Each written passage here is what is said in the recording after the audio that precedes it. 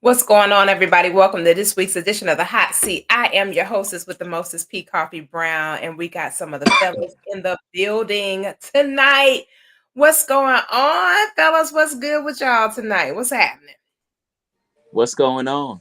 Greetings. What is going on? Welcome, welcome, welcome. So, everybody, welcome into the segment tonight. We are back in the saddle with a conversation that started on last week and took a turn and really started a blaze. And we've been talking about how respect looks in relationships between a man and a woman is what we're referring to, heterosexual relationships. So we're talking about what respect looks like in those.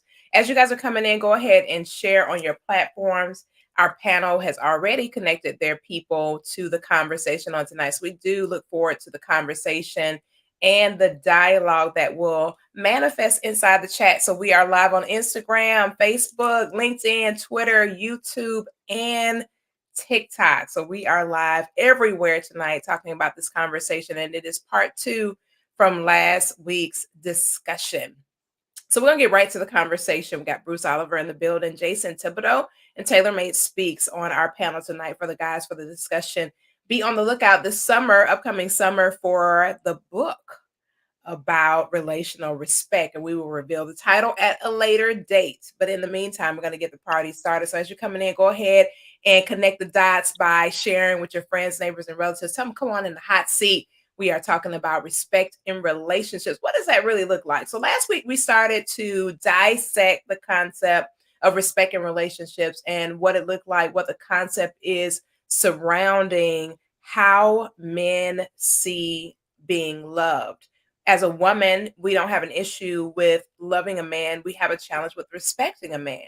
And so this is something that we want to kind of get a hold of so that we can have better, long-lasting, stronger relationships. And that's what's important. We want to have very strong, healthy relationships in our households where we're manifesting powerful, powerful partnerships and being able to exemplify some great camaraderie between us as man and woman. So Taylor is our co-host in the saddle on today. Taylor, what is going on? Last week got really exciting. And then, of course, when the hour was up, we was like, oh my God, we got to go back. We got to finish this.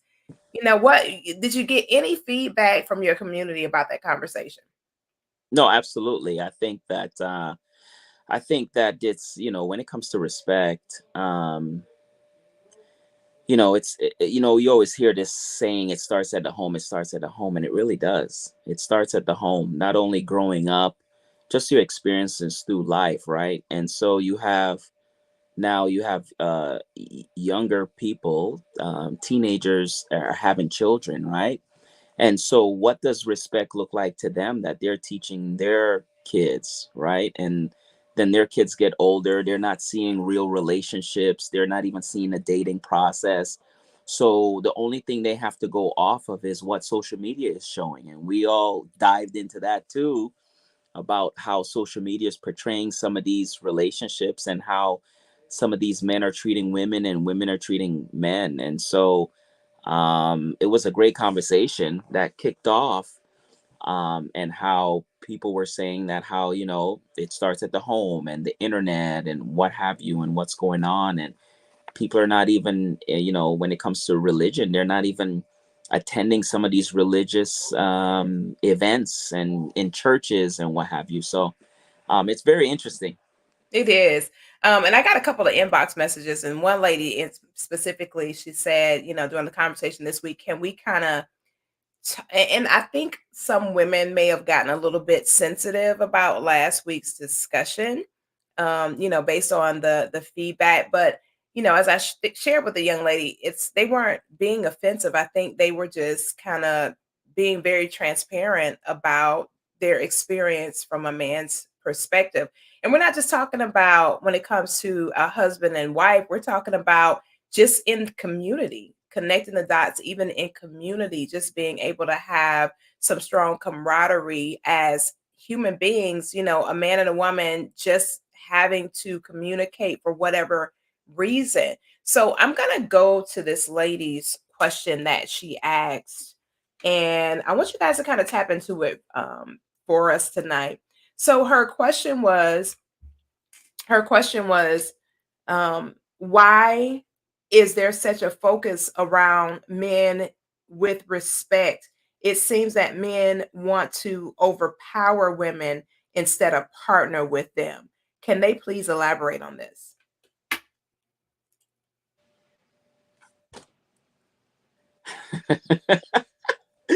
I just have to laugh because it's so funny.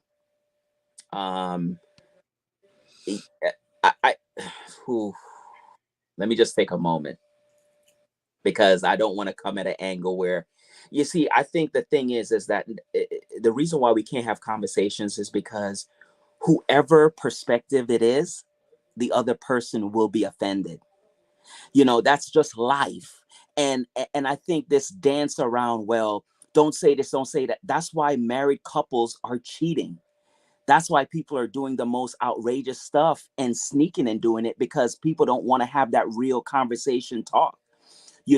When to answer your question and to answer this young lady's question, when it comes to a man, we value respect. That's what we are about when it comes to a man.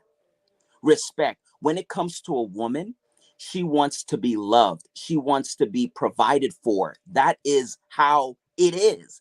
You can say these nuance and what have you. This is what it is. When a guy feels respected, not only disrespected from a woman, disrespected from another man, disrespected from his boss, disrespected from children, that of a whole of an essence is our core. When it comes to a man, we want to be respected, just like a woman wants to be valued. A woman wants to be treated um uh uh uh, uh some way. I'm gonna say some women because some women don't care, but women wants to be handled gentle, right? Delicate.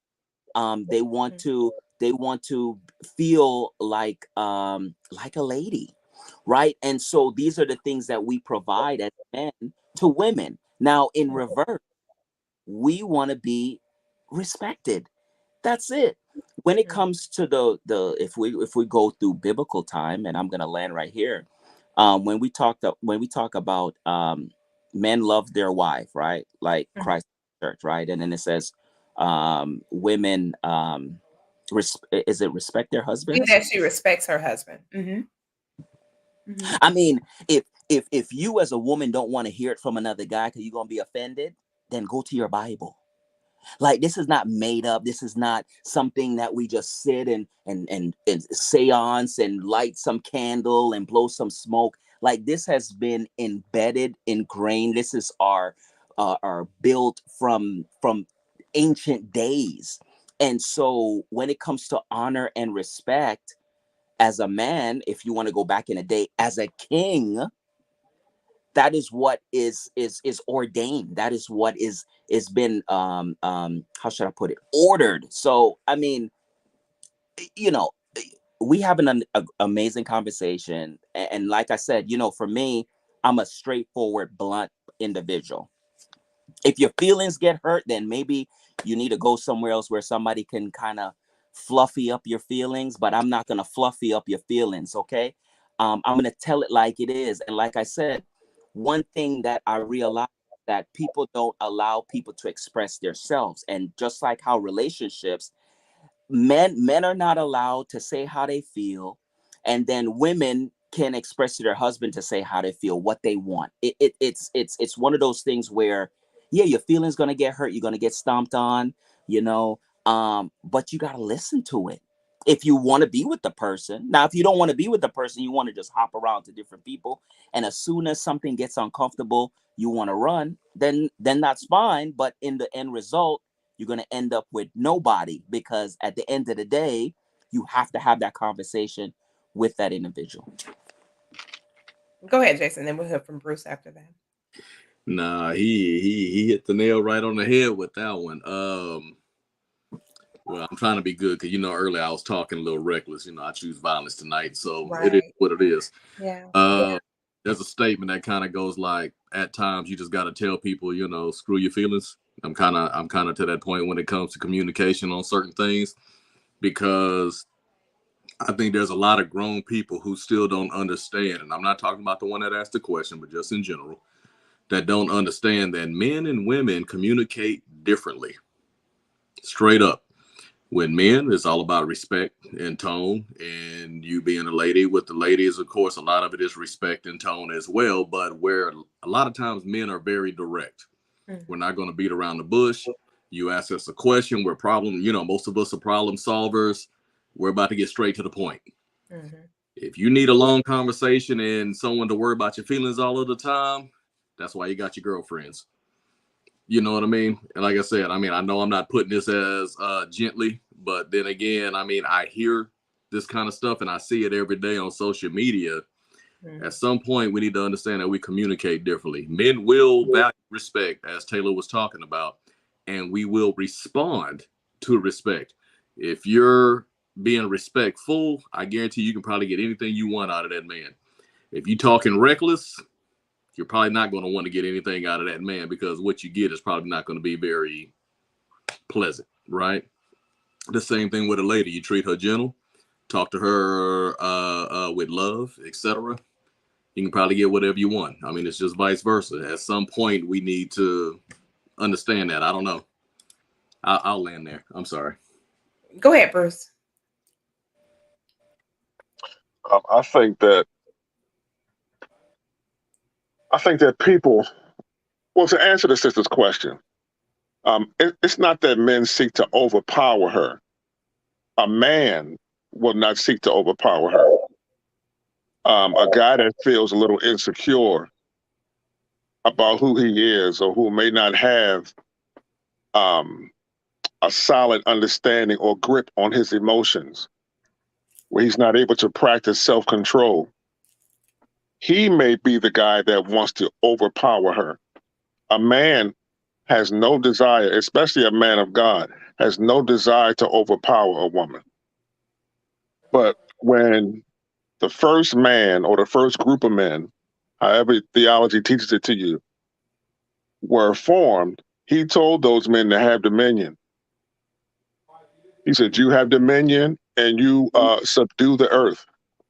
So it is innately within us to want to express power. Now, I'm on this panel with you guys, and there are two men on here. I know exactly how to govern myself, not to say anything wrong to Jason, not to say anything wrong to Taylor. I know what tone to use and what tone to not use. I know how to govern myself, because if I step over that boundary, which is very clear to me, I know what can happen. And I value that. I honor that. Which means I honor these two men, that I'm not going to cross the boundary into disrespect. So the question also is, why aren't we valued enough to not just respect us? Because I haven't read that respect word in the Bible. The word that I read is reverence.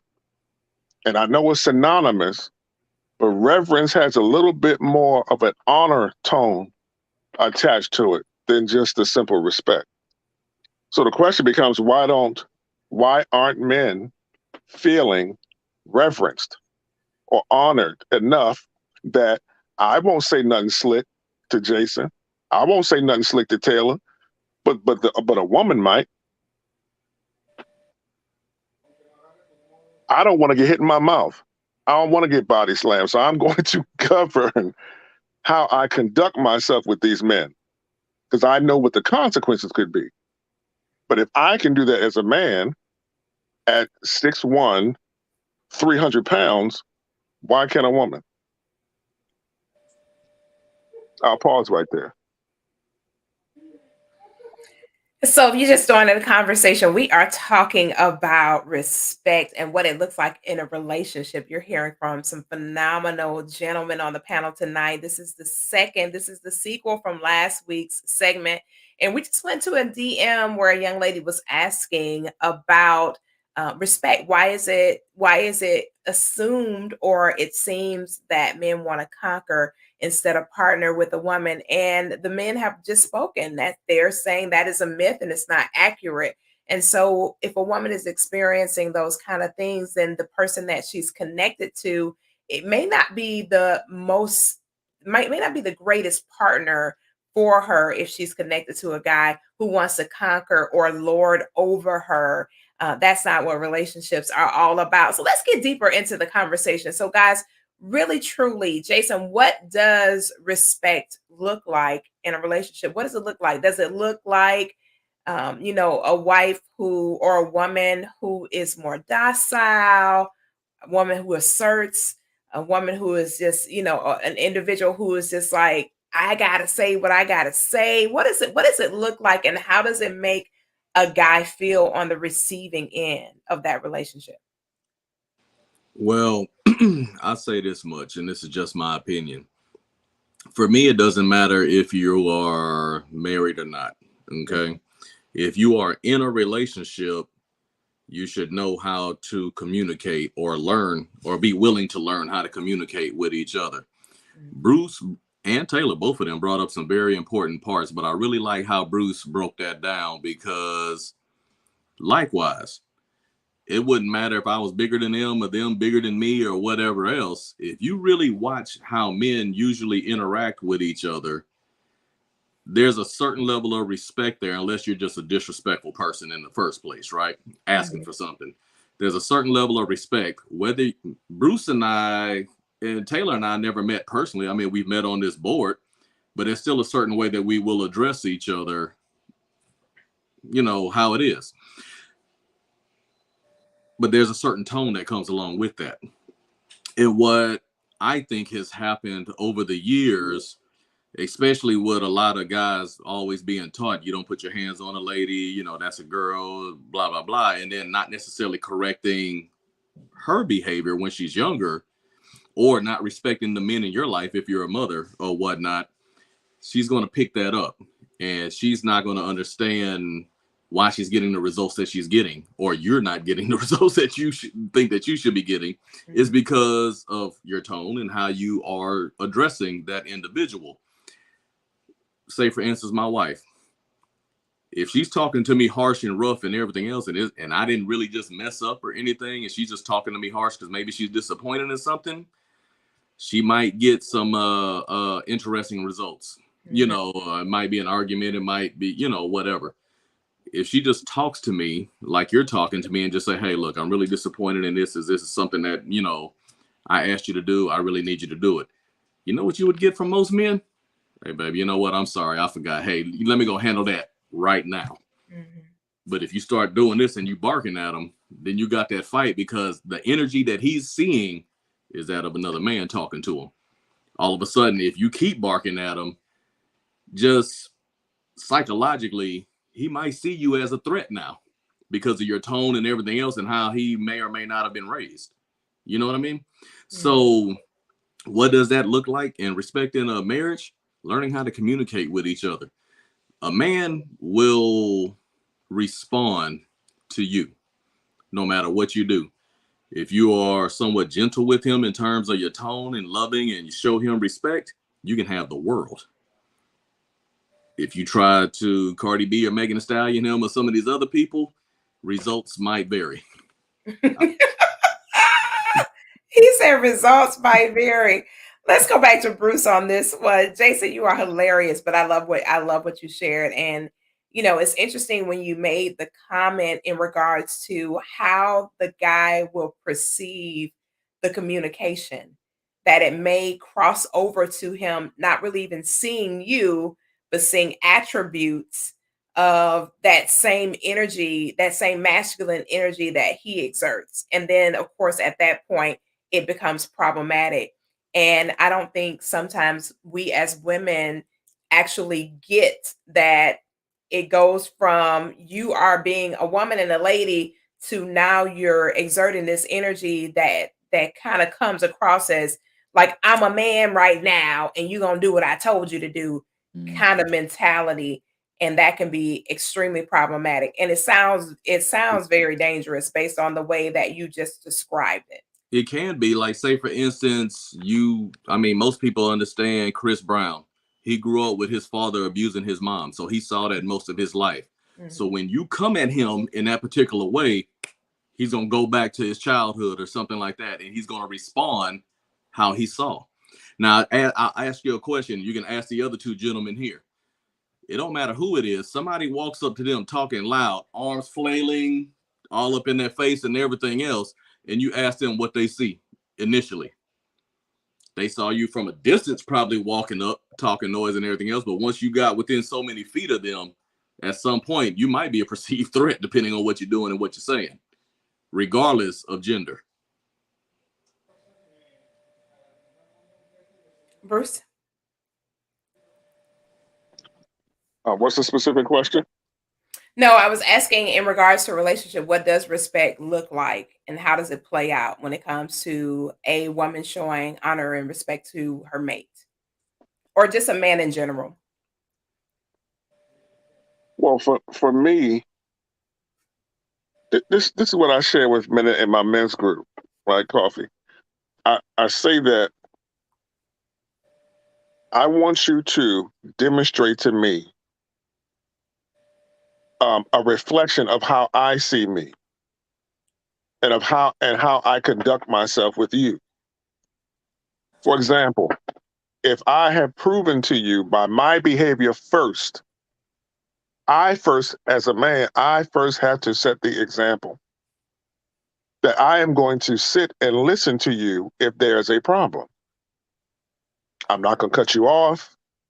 I am not going to belittle what you say. I'm not going to dismiss it. I'm going to sit with my mouth shut. I'm going to look you in your eye. I'm going to cut the TV off and I'm going to listen to you.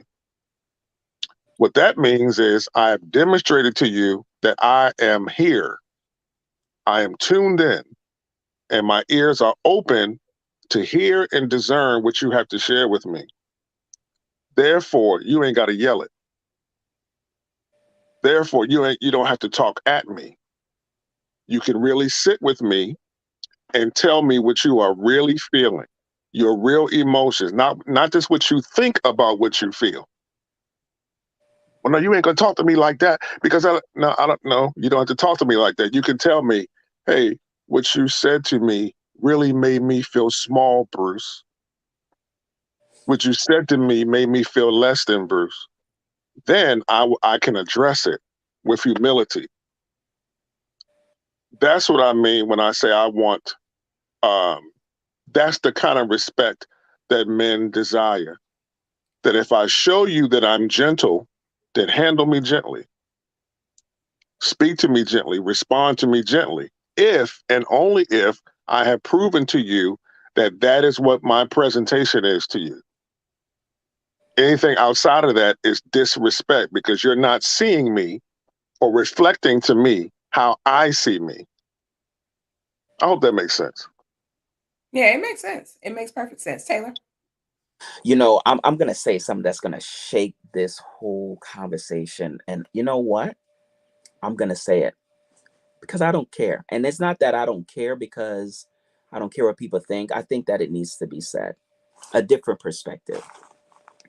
Now, I deal with a lot of relationships, and what I've noticed with some of the relationship, not speaking for all, there are certain cultures when they come together, the respect is automatically there. Now, let's look at interracial dating, okay? And I always had a question about this, and I You know, I observe, I ask a lot of questions.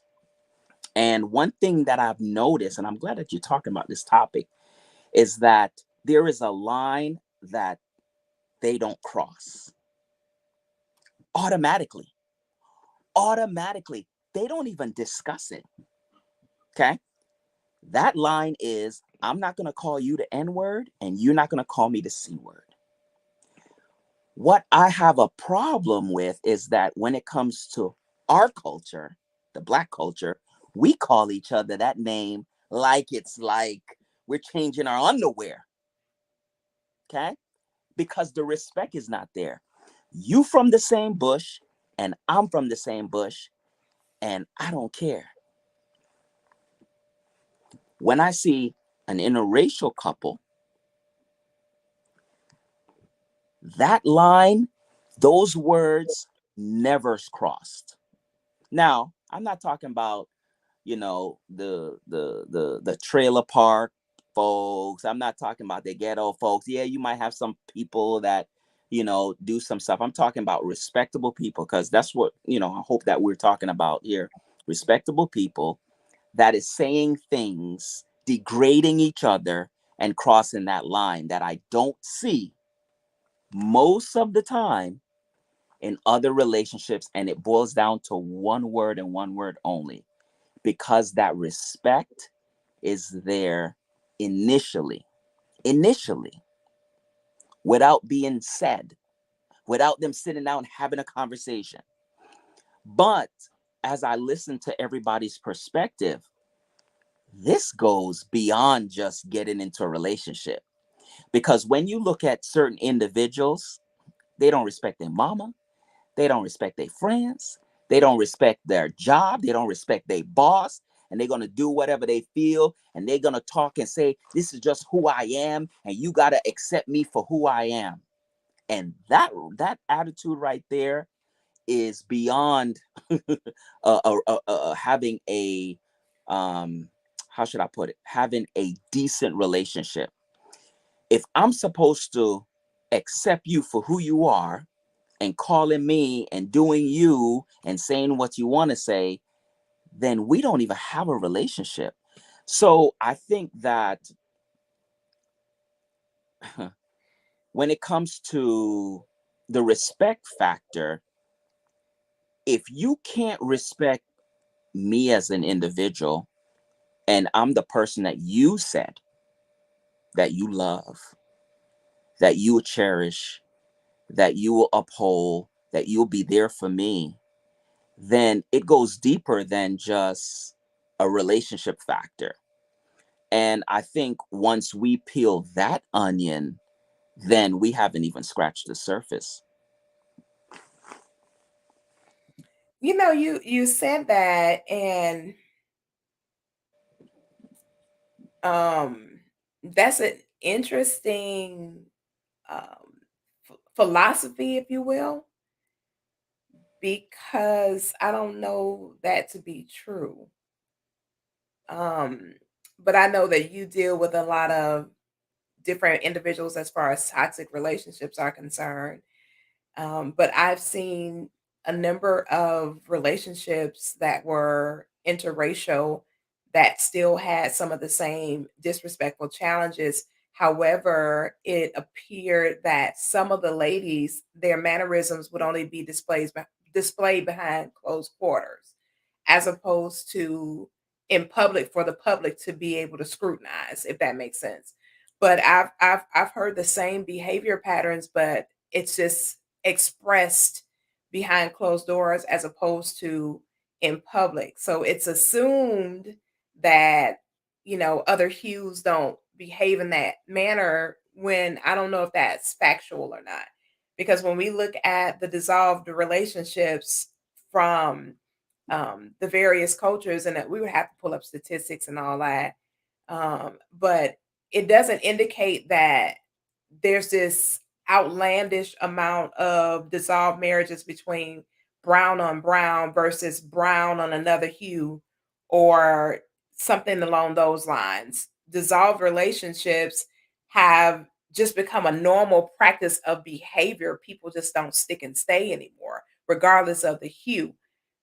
So I don't know. I don't know about that one, Taylor. That's interesting information. That's the first time I've heard that when it comes to interracial relationships. I've heard and I've seen and I've experienced that women of another hue, they respond or they react, but they do it behind closed doors, and men are still expressing the concern of disrespect.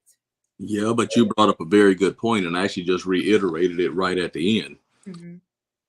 There's still a level of respect because it was addressed behind closed doors. It's not to say that you may never have an argument. I mean, when we're talking about respect, we're not saying that you may not ever have a fight or an argument or anything like that. Mm-hmm. It's just, how is it addressed? How is it, where does it take place? How does it take place? Is it right there on Front Street out in public in front of everybody and you yelling and cussing and fussing at your dude, or vice versa? Or is it one of those, hey, honey, let me talk to you behind closed doors real quick. I need to say something. But This yelling and level. cussing and fussing doesn't matter what location it's at. If it's yelling, cussing, and fussing, if the lady's yelling, cussing, and fussing at home versus yelling, cussing, and fussing, in the car or wherever, it's still disrespect, isn't it? Yes, but there's what I'm saying is it's still a different level. So I'm not disagreeing with you. What I'm saying is, if you really look at it, say for instance, if there was tension between you and I right now, Mm-hmm. the example you gave would be, hey Jason, mute your phone, everybody mute, and let me call you on another phone real quick and we can talk about some things. Everybody else in here is not necessarily the wiser of what it is that we're talking about, as opposed to just saying, you know what, Jason, you got on my nerves today and blah blah blah, and now here it is out in Facebook land and everything else. So that's what I'm saying. There's still a level of respect there in terms of how it was even addressed in the first place. Yes, things can always turn disrespectful, but I mean, if you respect your person that you're with, then you gotta learn how to communicate with them. I mean, with the example you gave and Taylor gave, how cultures handle different things. Is that to say that people of a different hue don't argue? No, of course they do at times. But how are they addressing certain things? I know in some cultures you get too darn disrespectful, you might die. You know what I mean? Especially in some of the Asian cultures, from what I've heard, and some of the other cultures in the Middle East. So I mean, like I said, there's definitely cultural differences with the different hues, as you would say. What I would add to that, what I got from what Taylor was saying, right? Um, we are, us as African Americans or whatever we calling ourselves this year. This year, Yeah, whatever he said, "Whatever we call ourselves this whatever year." we calling ourselves this year. Oh God. Our culture. I'll put it like this: we don't have a culture. Our culture was handed to us. The entertainment industry, those who run that, back when we were growing up. Okay, I'm 54, so when I was little, they had the black exploitation movies. Remember that stuff we watched? And they'd be like, "You jive turkey." Man, anybody talk like that. We wouldn't go around saying that to each other back in the 70s, but that's the culture that was fed to us. And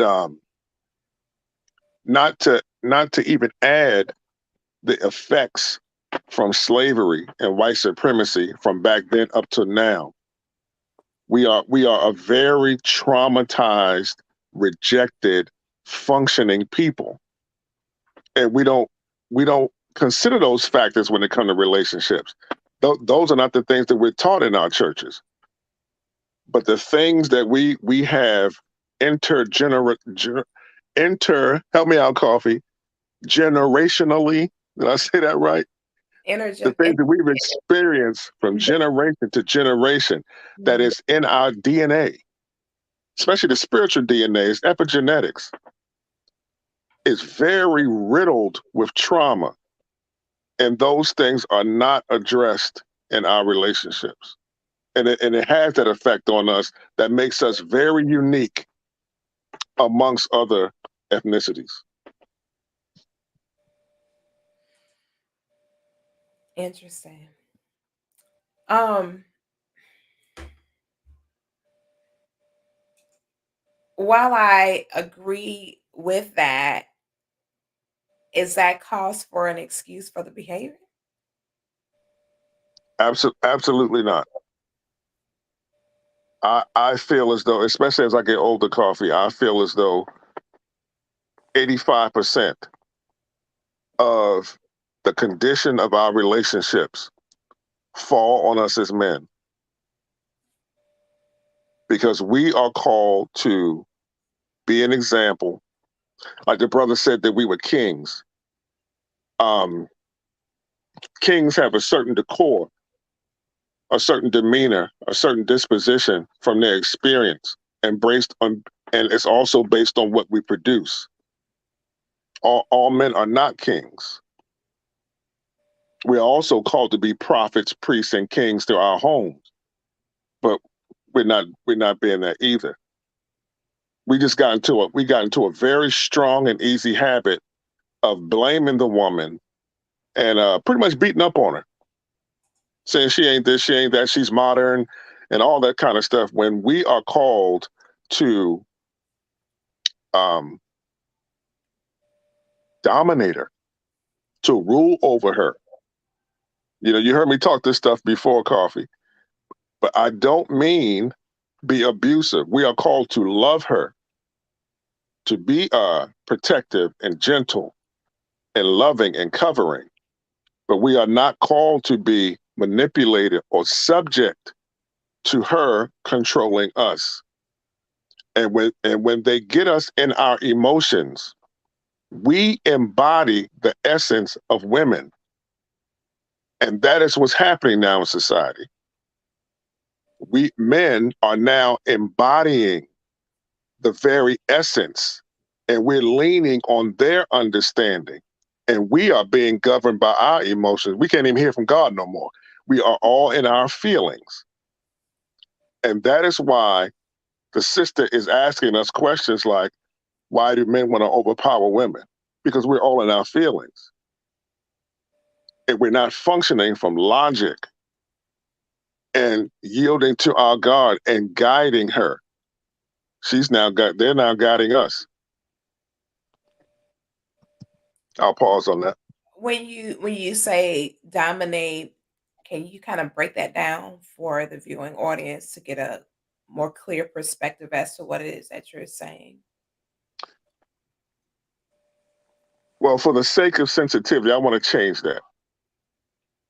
I want to say that scripturally, we as men are commanded or encouraged, whatever one sounds more sensitive, you know what I mean, to rule over her. Mhm. And it is because in creation, something happened. When that whole garden experience took place, whether it's a narrative or was the truth, whatever the case may be, in her nature, she is going to desire, consciously sometimes or unconsciously, she's going to desire to be number one. And we as men, we are called to discern that and not allow that to happen. Is that an easier way of saying it, Coffee? I don't want people that's hearing what I'm saying thinking that I mean abuse. Because if you are operating with the love of God like that, you ain't got and you know what you're doing. I mean, you sure enough know what you're doing. You ain't got to raise your voice at a woman for there to be harmony and peace and covering, and to have her be your helper. You ain't got to raise your voice to get all that done. So I do not. When I say dominate, I do not mean be abusive or yell at her or demean her or beat her. Nothing like that at all is what I mean. Got it. Got it. Taylor? Oh man, what a heavy conversation. It's our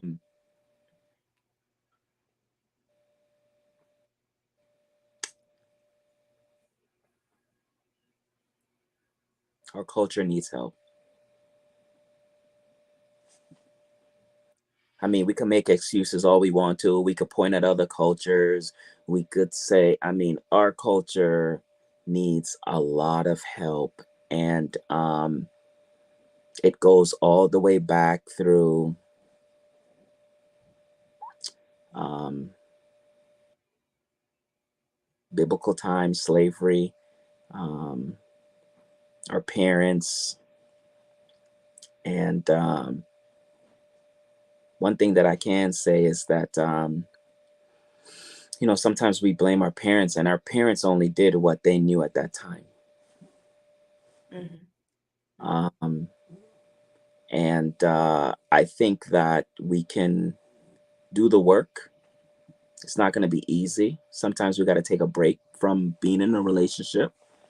Um, and we have to have a aha moment to really realize that what we have been doing is not right, you know. Um, and until we realize that as a individual, then we'll continue being me, I'm gonna do me. This is who I am, right?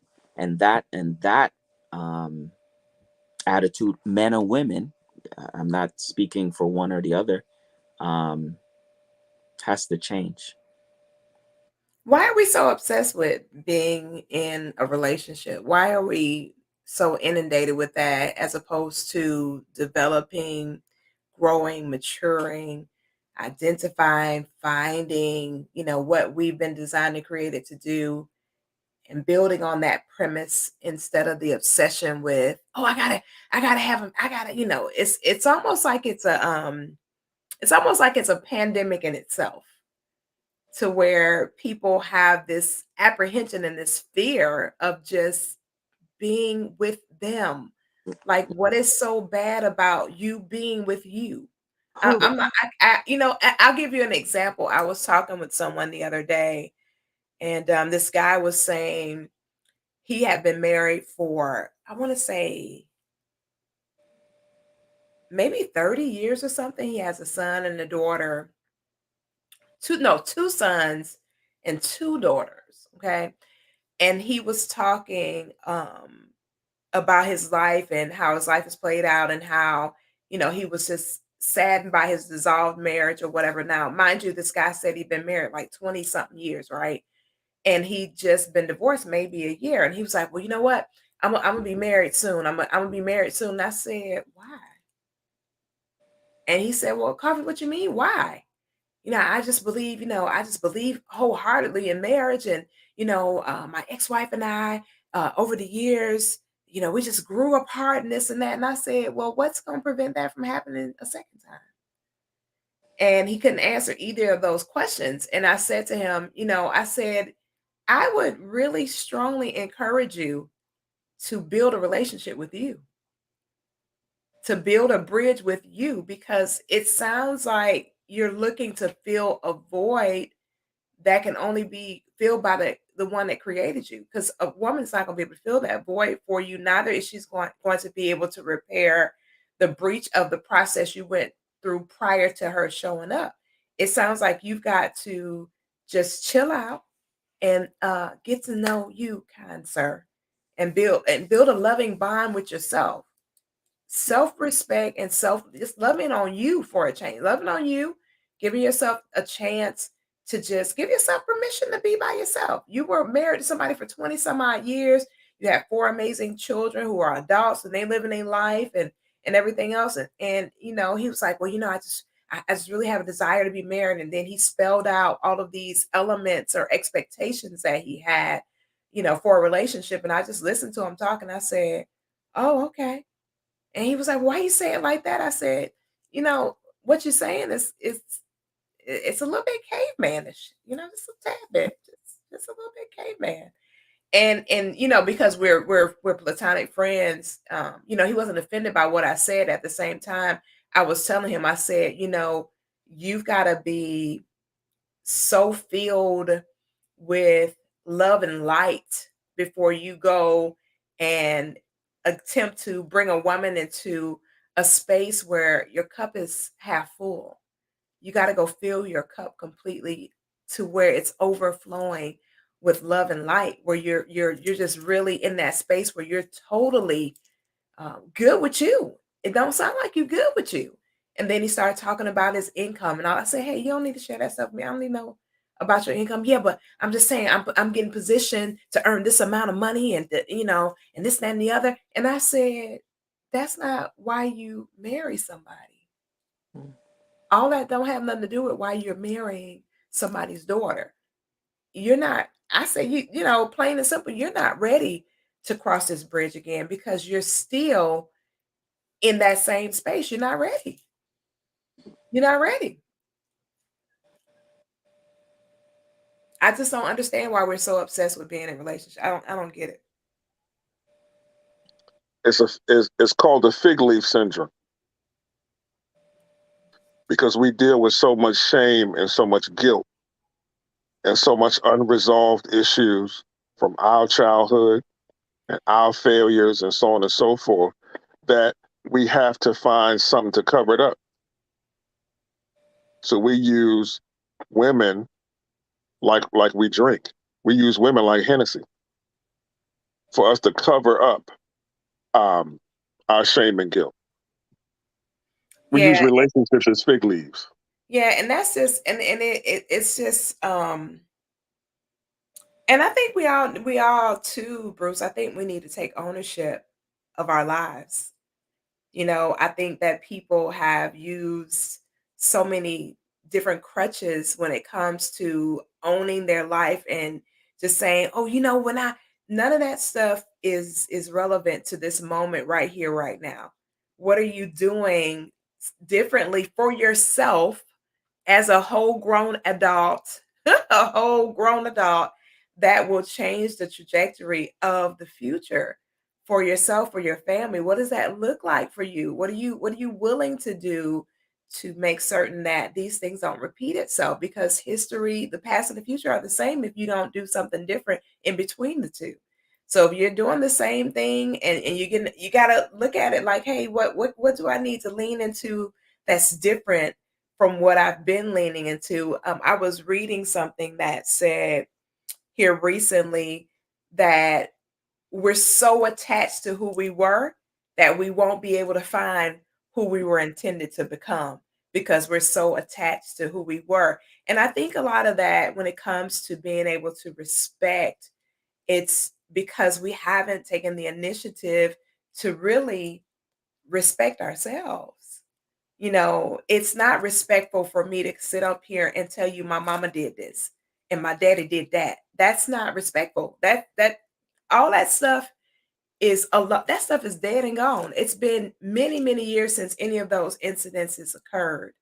So for me to sit here and attempt to tie that into the current tense is that's crazy. It doesn't even make cognitive sense. I mean, I don't need my parents to be, how long are they going to be judged for something that happened 30 years ago, 40 years ago? I mean, really? I shared with my son the other day, he came by because he believes in showing up when I cook, praise God. So he came by, he came by and he was talking about that. He said, Mom, I have really learned that whatever my decisions are my decisions.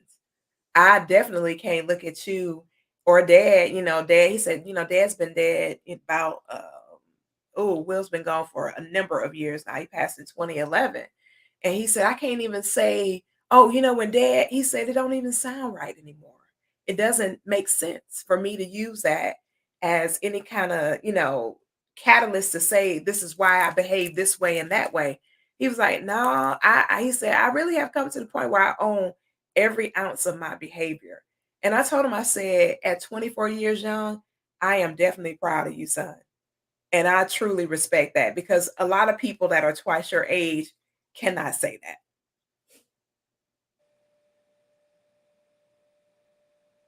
Y'all hop in whenever. No, that's facts. I mean, there's not much to say after that. I mean, that was a hell Yeah. of a statement. I I mean, mean, and for a young person to see themselves like that and just say, you know what, I don't use anybody else as a measuring stick for what it is that I do. and shouldn't.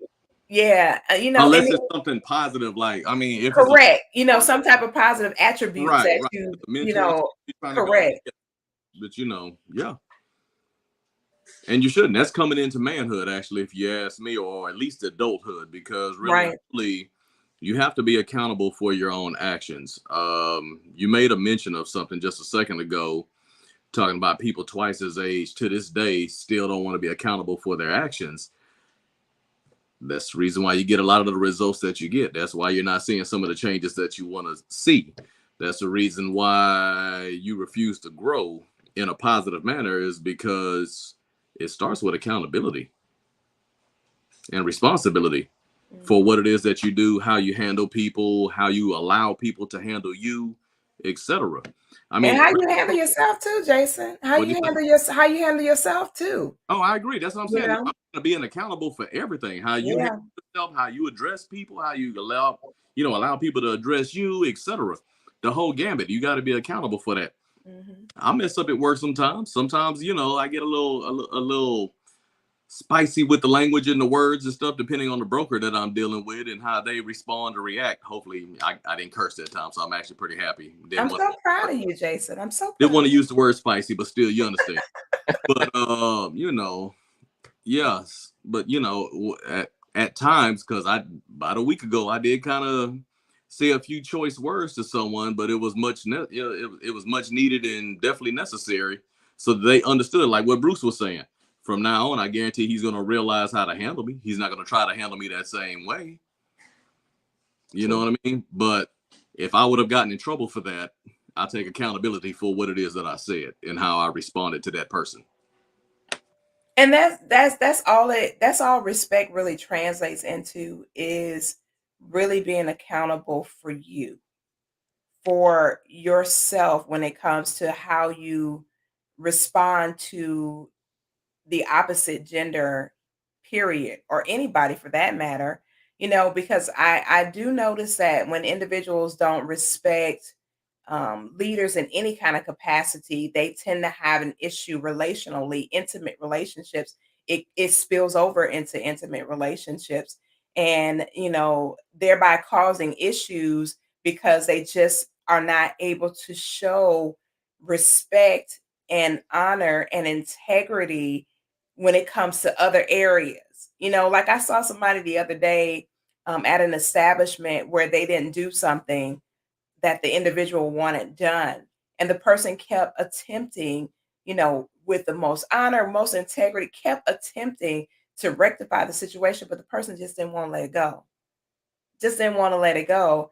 And it was just like all of us were standing like, this is just ridiculous.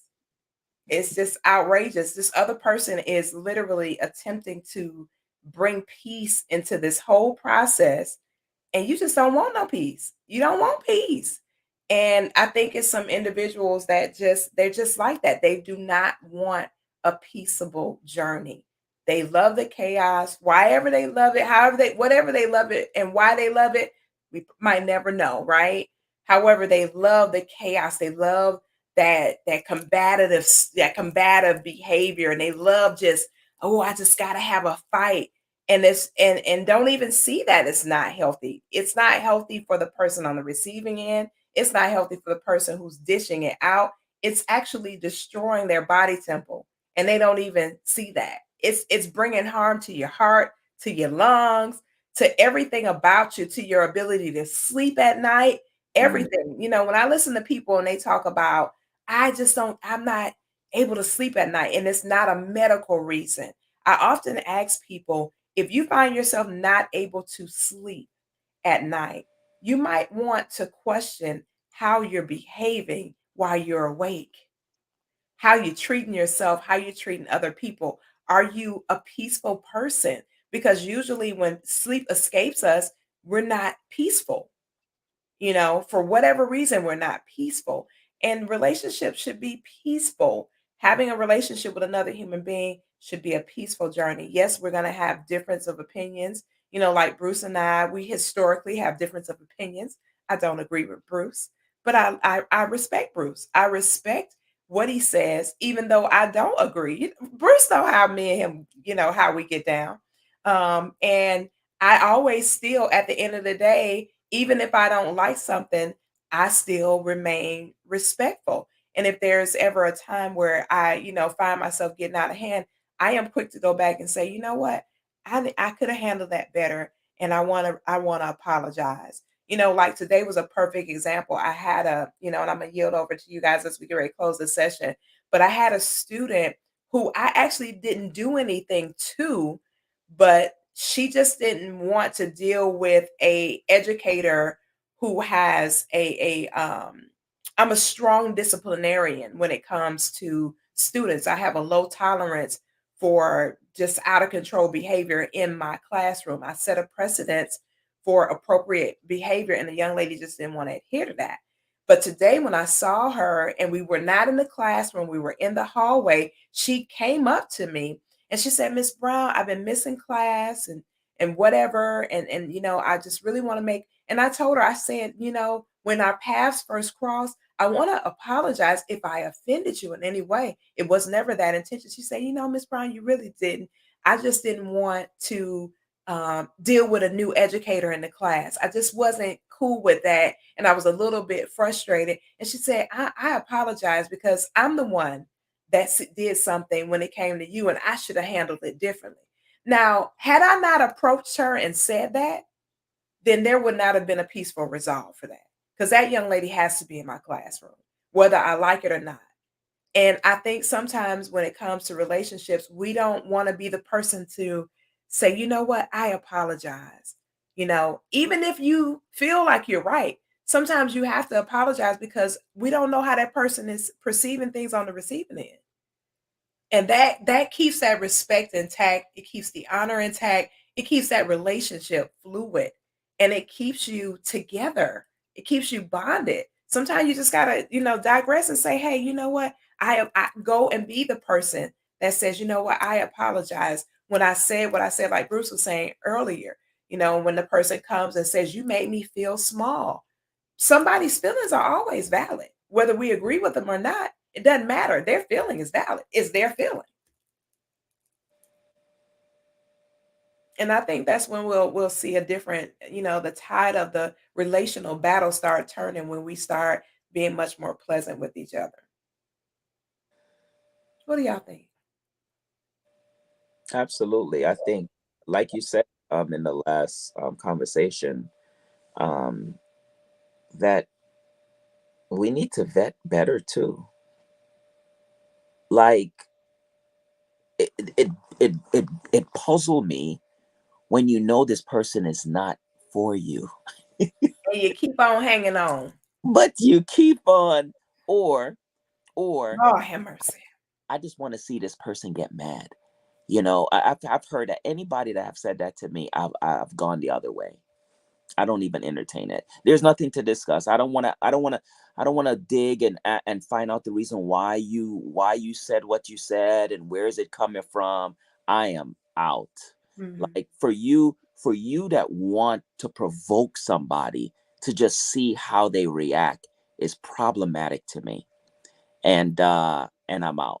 So you have people coming in from different angles, um and now they're in the situation, and it's like you said, it's chaos. It's like WWE. Bruce, they body slamming each other, not physically, well, hopefully not physically. Relational body slamming. Relation body slamming, clotheslining, like they're out of control. Jason, they're out of control. And you know what, they're like, oh Lord, I ain't even gonna say that. I was gonna say something, but Say they're it ain't so. nah, they want the circus act. Look, let me tell you something. It's like they wait and they're ready to put on a performance in front of all your friends because they want, I don't know, they want to be the spotlight. And I told him, and go and tell their girlfriends what they done. Look, I'm sorry if I'm coming from a man's perspective, but I'm a man. And the only way I know how to is talk about how I'm seeing it from my point of view. So anyway, I love it. Bruce, go ahead. I know you want to say something.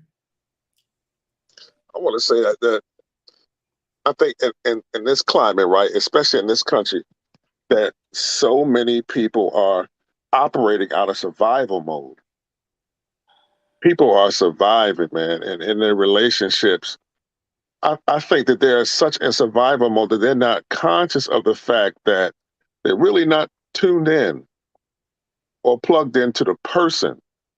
They're tuned in and plugged into their needs being met, whatever those needs are, whether it's financial, physical, or just having you sit with me, whatever those needs are. People need to go through their personal process Mm-hmm. and let truth bring them to a place of freedom to where we begin to want each other again Yeah. and not just be with each other as a fig leaf because we need something from that individual that's not operating in us. Like you said earlier, Koffe, we have to take that personal accountability and have our minds be free in order to be able to be really open to be able to receive another person. And if you go through your process, you do your work, respect will take on a whole new meaning for you. You'll have such respect for yourself that you would desire to display that to the person that you're with, Right. as opposed to being combative and disrespectful. I We got to totally, get out of survival mode. I totally agree. Jason? I don't know. I mean, listening to the guys and you as well, and listening to the question, and of course, when I was mentoring high school boys and everything, it was something that was discussed. And one of the things that I would bring up is that there was a real big push to build up young ladies and women, much needed. Don't get me wrong, no complaints there. I do think at some point it kind of went off the rails a little bit in terms of the respect and the demands on society. But one of the things that a lot of the mentors and the seniors and stuff that was in my group used to talk about is that while they did that push, and again, much needed, a lot of these young men were forgotten about as well. And you constantly hear ladies talking about, well, we need the men to step up and take back over the relationships and the households, etc. You hear a lot of men talk about, ladies, be accountable for your actions and what you're saying and how you're holding yourself and how you're carrying yourself. Mm-hmm. At some point, we need to focus not on just one side or the other, but we need to focus on building a nucleus where both of these entities, both young men and women, will start to communicate and respect each other in a nice manner. You know what I mean? So that Yeah. way, continue to grow, they can grow together. Not one going to call off to college and everything else, and the other one getting left behind, writing his name on the juice in mama's, refrige and everything because he never grew up. But Mm-hmm. both of them going off and doing things. And the reason I say that, because going are the days.